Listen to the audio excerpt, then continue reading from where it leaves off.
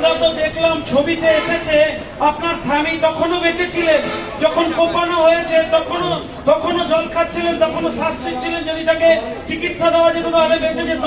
তখন কোনো প্রশাসনের কেউ পৌঁছয়নি।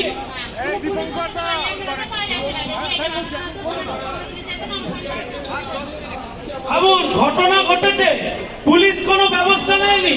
ইভেন অ্যাম্বুলেন্সটা যাতে না যায় তার জন্য যা যা করার করেছেন। আমি জানতে চাই যে এত বাংলাদেশ বানানোর তারা কেন রাজ্য সরকারে, কেন তারা? এটা কি পাক অধিকৃত কাশ্মীর? এই মায়েদের কান্না, চোখের জলের দাম এই সরকারকে দিতে হবে এবং সেই লড়াই আমরা করব, সারা বাংলা জুড়ে করব। হিন্দু হিন্দু হিন্দু হিন্দু হিন্দু ঐক্য। বাংলা হান্টের আরও খবর দেখতে নজর রাখুন। বাংলা খবর মানেই বাংলা হান্ট।